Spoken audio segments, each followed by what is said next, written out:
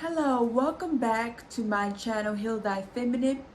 My name is Angela, and on this channel I discuss the importance of healing our inner girl in order to better connect to our femininity and have the love and life that we desire. Now today's topic is going to be do not take dating personally. So I feel like in pretty much 100% of cases, when a dating situation is not going the way a woman wants it to go, the way she thinks it should go, or he's not doing what she feels he should do or what she thinks he should say, she takes the situation as a personal attack and she makes it define herself. And even if she doesn't necessarily assign a meaning to it, makes it assign something to herself, she still takes it personally as if there is something that he is doing to her because there's something wrong with either the way she's handling the situation, or there's just something wrong with her, or she just gets upset at him and just thinks, oh well, men are this way or this man is that way, and just labels the situation. So what I want to discuss in this video is what will make dating a lot more enjoyable and a lot more easier is just to not take what the man in your life or the men in your life is doing personally, particularly in the beginning. Now, if you've been dating this man for about 6 months or more, then I would say, okay, you can, this advice necessarily isn't for your situation. But particularly situations that are 3 months and less, do not take the man's behavior or lack of behavior, actions or lack of actions personally, right? They don't have anything to do with you, because 3 months and less, that man does not know you and you do not know him. I don't care if you talk to him every day. I don't care if you are with each other every day. 3 months is really not enough time to really get to know someone and to say that the things that someone is doing in particular are because of someone else's behavior or lack of behavior, right? So what I'm trying to say is basically that, for example, if you've been dating a man for 2 weeks and everything's been going great and all of a sudden he ghosts you, what I do not want you to do is to think that, oh, I'm not worthy, or what did I do wrong? Why did he do this to me? Maybe I should have done this. Maybe I should have done that. Or to think, oh, he's an asshole. Oh, he's a piece of crap. Oh, he doesn't respect women, and just give him all these labels. He's a narcissist, anything like that. Like in that instance, your ego is trying to rectify the rejection that you feel, and is trying to do whatever it can to make you still feel superior and to put you on top, and to lessen the blow of the rejection. So in this instance, the ego is trying to help you, right? But what the ego does to try and help you is actually doesn't help you in the long run, because what it does is it gives you this false sense of like righteousness, right? Like either you'll feel super righteous about the situation, like, oh well, his loss, which saying that is not true, but oh, his loss, oh, he wasn't good enough for me, I'm better than him, he doesn't respect me, or he doesn't know how to respect a woman, all these tell yourself to make yourself feel better, right? Or you go to the opposite end. The ego will cause you to go the opposite based on how your inner girl is programmed to, you'll blame yourself and say, oh, well, I'm not worthy. Oh, I wasn't good enough. Why do men always ghost me? Oh, maybe I should have did this. Maybe I wasn't feminine enough. Maybe if I would have behaved in this way, maybe if I would have texted him that one time or had that one conversation with him, maybe I would have went to the flow. And maybe those things could be true a tiny bit. Maybe there is some truth to some of those things that you are telling yourself.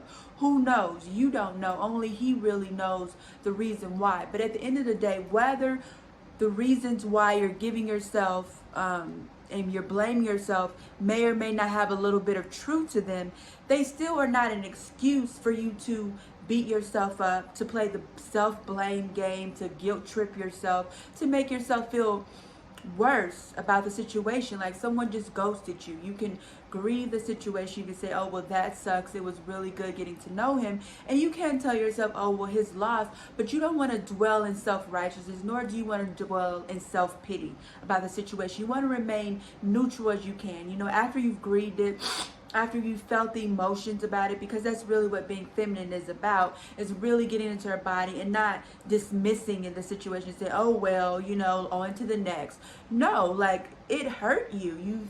It's particularly if you really thought there was potential there, that situation hurt your feelings, right?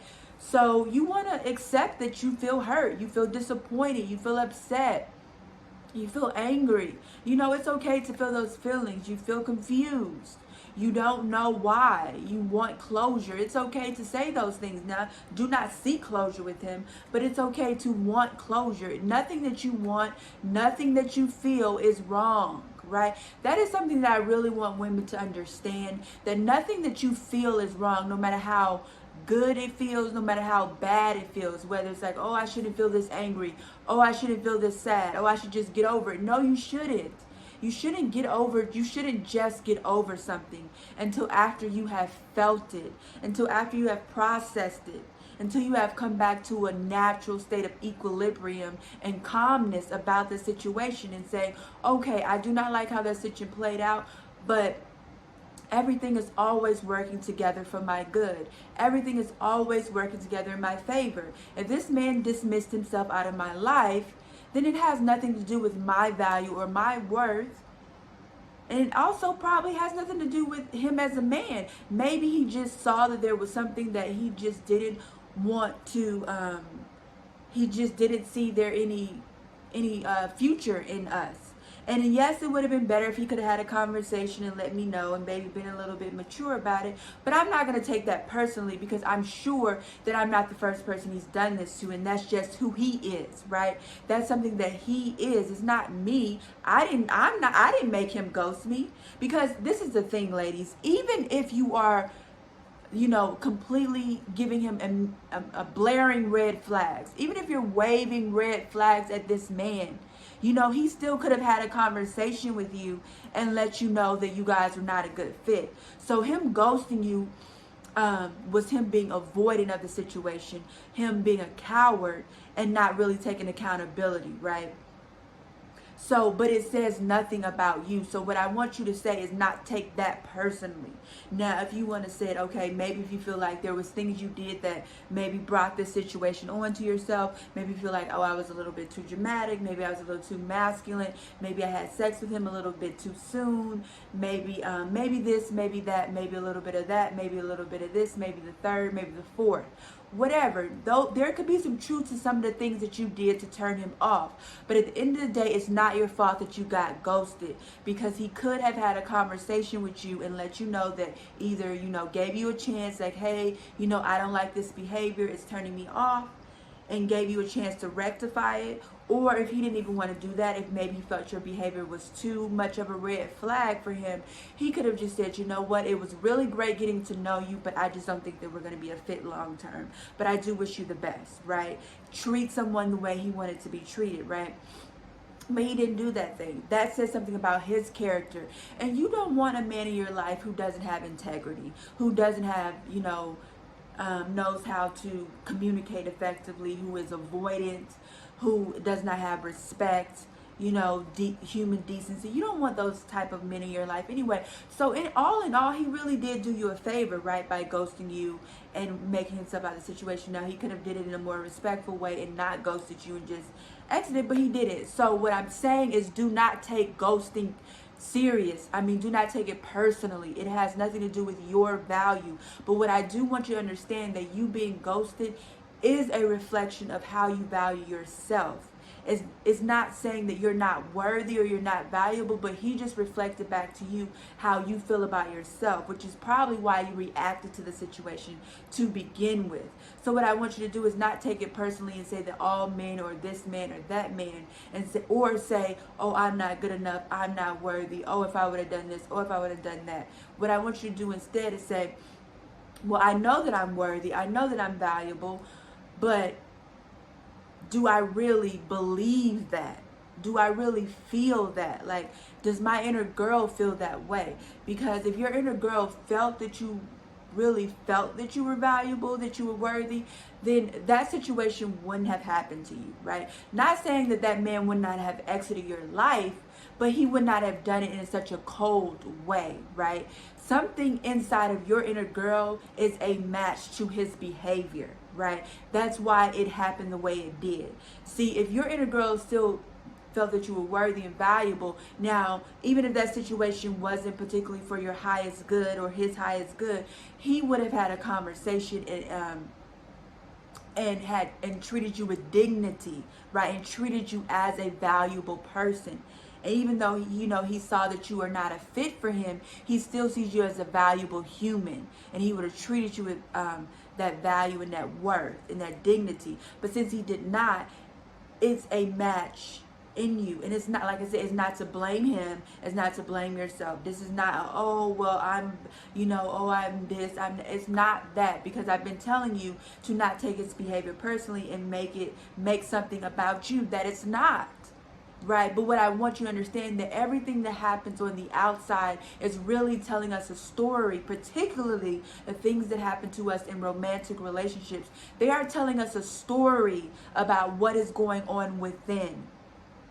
What is going on within our inner girl? What is going on within our inner girl? So if a man is ghosting you, right, then that man is basically telling you that you have no worth or value to him, not even to have enough decency to end the situation in a respectful manner. So you need to say within yourself, well, what is in me that is a match to a behavior like that? Well, do I value myself? Do I treat myself with respect?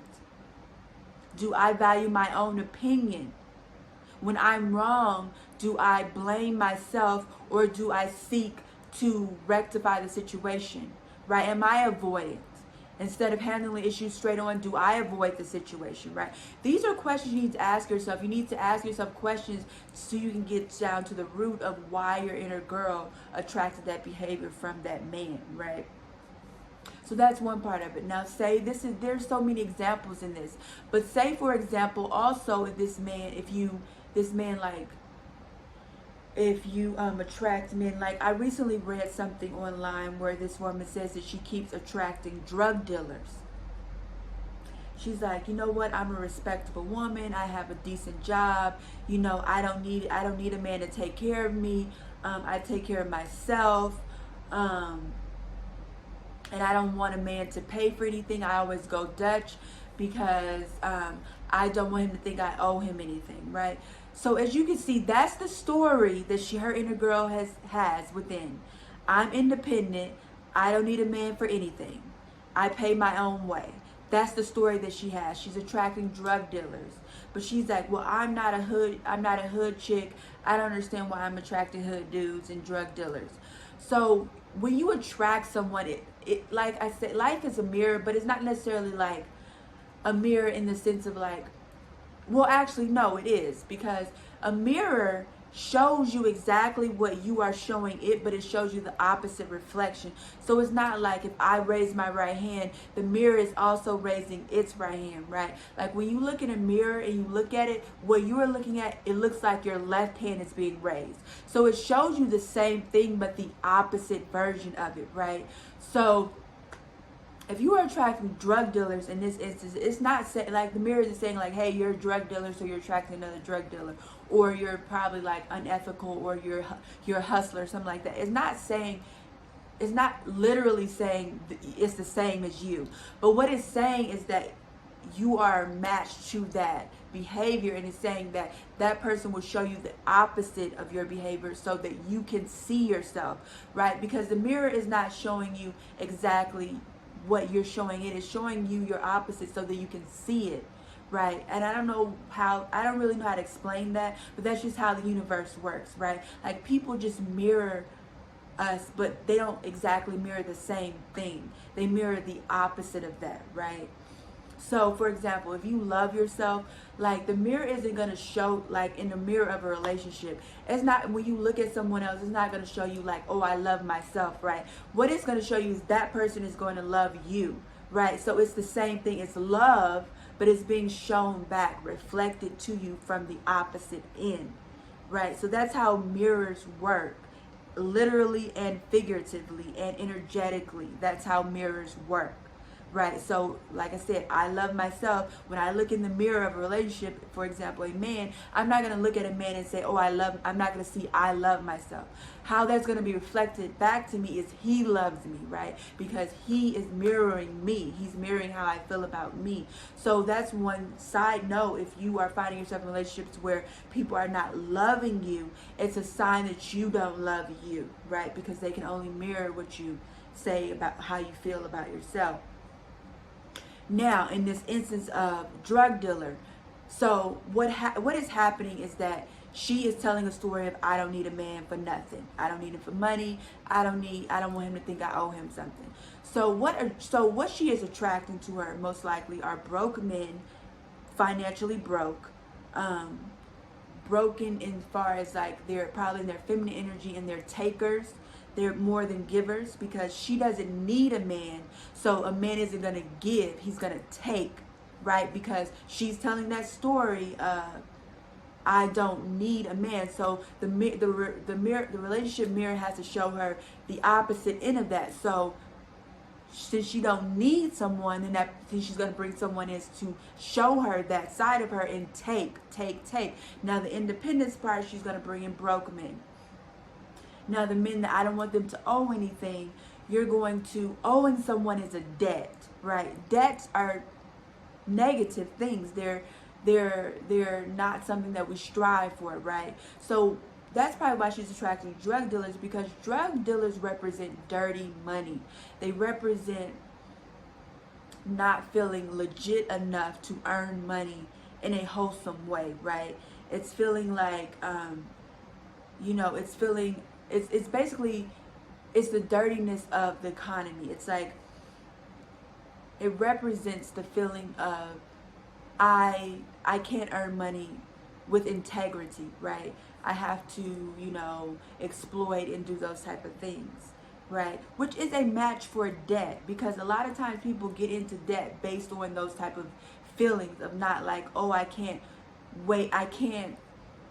save enough money to buy something. Now, this doesn't include like big purchases like houses and cars, but just like basically consumer debt, like credit card debt or just random payday loans, and just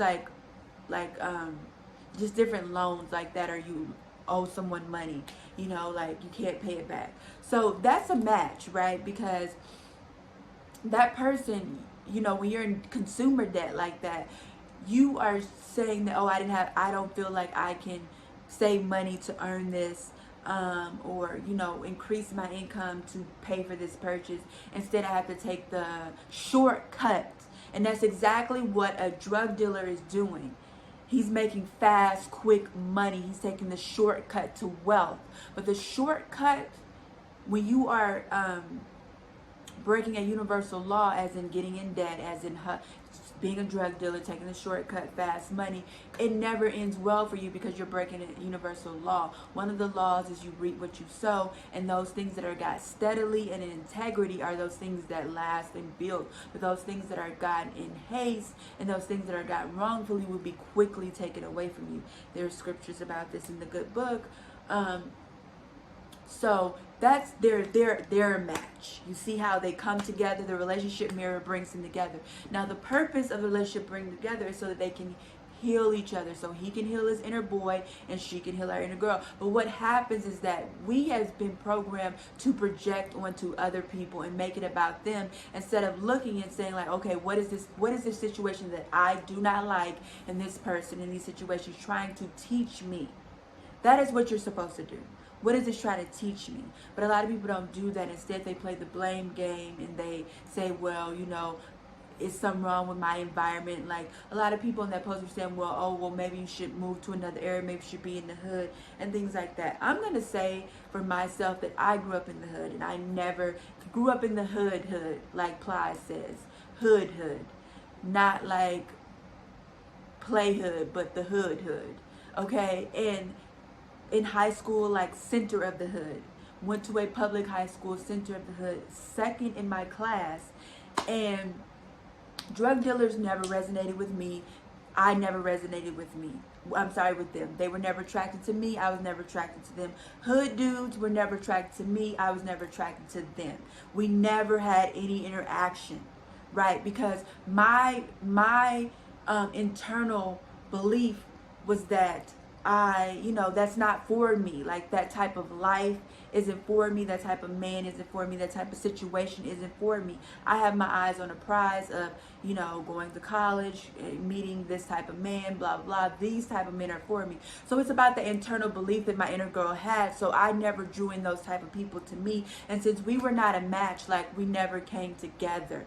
Right. So it's not about the environment. It's not about anything on the outside. It's about what's going on inside of you. Right. So you need to, when you see a situation, particularly in dating, you need to understand that this person, this situation, particularly like I've said in a previous video, if it's a pattern that keeps happening, that is definitely a sign that you need to look within and say, well, what is in me resonates with this? This person is showing me the opposite reflection, opposite same. Remember that opposite same. They're showing me the same thing, but the opposite end of it. Because we're a match. This is a vibrational universe that we live in. So we attract people that vibrate on the same level as us. And when we look at people, maybe you meet people that are similar to you in some ways, but particularly the things that you don't like about someone it doesn't necessarily mean that you are exactly like that person. It means that you are the same as that person, yes, but you have the opposite characteristic in most cases. Now, sometimes you may have the exact same characteristic, but normally you don't. Like attracts like, right? Normally you will have the same but an opposite embodiment of that same characteristic. For example, the narcissist and the doormat are literally the same. They are the same, right? They're both are they're trying to get attention and validation on the outside by, one is trying to do it by, the narcissist is trying to do it by taking what they call in the narcissist community supply from someone else. And the doormat is over giving that supply in hopes of validation. They literally are doing the same thing, but from the opposite end of the spectrum. This is actually the law of polarity. It's a law of the universe. I suggest you do some research on it, but it's how our universes work. It's how we come together as human in attraction, right? It's like feminine and masculine, right? They come together, right? They are literally the same, right? But they are displayed in opposite forms, right? They're both an attraction energy. They both are an energy of attraction. They both are the energy of creation. Feminine energy and masculine energy comes together and create. Now, they may create life, they may create a relationship, whatever, but they come together to create. So they are the same, they come together for the same purpose, but they display it in opposite ways. So that is how relationships work. So I hope that this video helped you, but let me just say this last thing. So when I say don't take it personally, what I mean is do not project. Do not project and say, do not project either positive or self-righteously or in a self-pity type of way. Do not be like, oh, well, I'm too good for him and he wasn't good enough. Do not do that. And do not do, oh, well,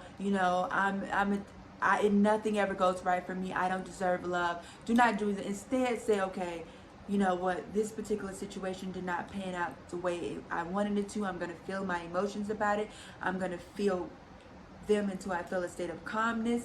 I'm going to, be thankful that this person is showing me something within me that I need to work on, that I need to heal within my inner girl, so that I will not have this situation any longer, so that I will not attract these type of men in my life anymore, right? So please let me know if this resonated with you. So what I like to do at the end of videos is I want you to give me your biggest takeaway from this video, and then two, I want to give you a homework assignment that I also want you to drop in the comment section of this video. Now, what I want you guys to do is to think over a situation, either presently or maybe in the past, of 3 months or less, a dating experience where you took the situation personally. You felt like he was doing this to me personally, and either you reacted by being self-righteous or you reacted by waddling in self-pity. And I want you to really ask yourself, well, what is the reflection that this man was giving me? What was he teaching me? Now, you don't have to go super deep if you don't want people on the internet in your business. You can make it a very shallow thing, but I ask you to be courageous and be courageous and really be vulnerable, because that's really what femininity is about, right? It's being vulnerable and actually participating in this exercise, and this will give you a lot of revelation. And I guarantee you, once you are aware of something, then you're able to release it, and when you release it, you won't have those experiences anymore. All right, so until next time, have a great day, ladies. Bye bye.